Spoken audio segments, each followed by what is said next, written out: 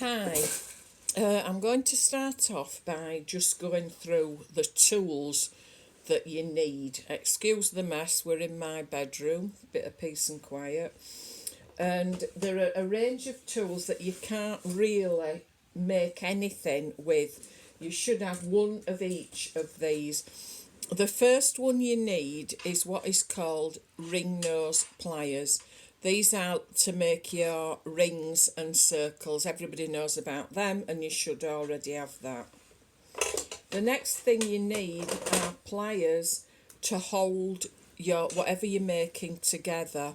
And this is the best shape so you can get a good hold, and 2 pairs of these are ideal so you can hold whatever you're doing with one hand and then another pair gripping the other side. But they're just shaped pliers at the end there. They go in a bit, but it's literally just for holding things.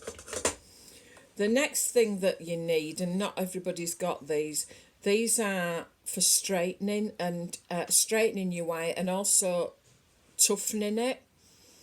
So you'll see that there's 2 plastic pieces there on the heads, and what you do is you put your wire between there and you pull it really tight through. If there's any kinks or bends on your wire, it will get rid of that, and it will also toughen your wire. The next thing that we've got are these. Now these have got you'll see they've got a round end, and these are for cutting memory wire. Memory wire is a lot stronger than ordinary wire, and if you cut it, ordinary pliers, if you use ordinary pliers, which are these, you use these to cut your wire, but if you use those to cut the extra thick memory wire, that's the wire that stays in the shape of a circle or bracelet, and it never comes out of that shape, but to cut them you would damage your pliers. These are for that purpose. These are memory wire cutters, the thicker wire, so you really need 2 pairs of cutters. The next thing that you need are these. Now you'll see there that at the top, the 2 points, and the top point bends in, and these are for where you use your rings to join things together. Some of them are double rings to make it even stronger, but you need to open them up to thread them onto each other or onto the wire. So what you do is you put that middle bit inside your jump ring in the middle, and then open it up, and that enables you to join things together. This is for joining jump rings and opening jump rings up to attach things to them. Now these are, you'll see there that there's little shapes at the top, and these are for when you're finishing things off, and you may use a small, I can't remember the name of it now, it's like a circle of metal that fits onto your wire. This is to tighten it and stop it opening up, and they're called crimpers.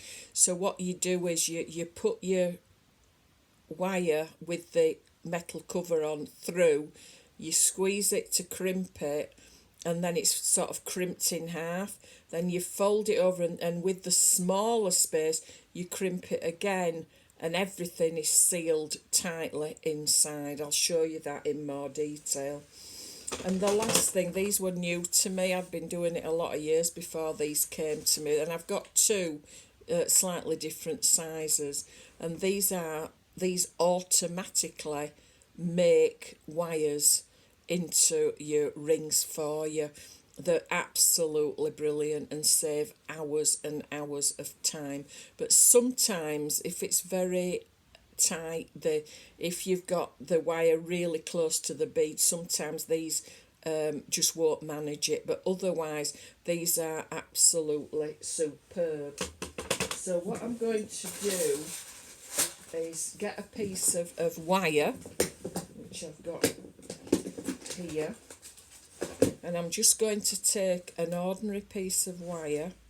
I'm going to cut it with my cutters, Now, as you can see, it's all bent and twisted. So I'm going to get my wire straighteners, and if you hold it, I'm going to hold it with some pliers at the top there, and then I'm just going to slide it down and pull it. And as you pull it really tightly along the plastic, there we go. That has totally straightened the end that I've done. That is what they are for. It saves you throwing away wire that you would otherwise use. So when you've got it nice and straight, you're ready for using it. But it's a bit stiffer as well now. Now on these, if you hold it that way, there's a little hole at that side, and you thread the wire through that hole. Can you see there? And then you squeeze it and turn it as you squeeze it and let go, and it's made a loop. You can see it there. Perfect loop there. And then what you do then is you can put your beads on. I was going to do some of that, but basically what you do is you put your beads on, and then you just go to the end. I'll just put that wire through there, and you bring your wire through, so you may have 2 or 3 beads there. You turn it, bring it back a bit, and you've got a perfect loop. You've got a loop there and a loop there, and that's instead of using these, which you'd normally do, bending it backwards and forwards and turn it. You've got these little machines. They're not cheap, they're about £20, but they will do the loops automatically for you and quite quick. There is a knife to sort of twist it as you do it, but it's solid, it's strong, and if you're doing a lot of loops, it helps immensely. So those are your basic tools.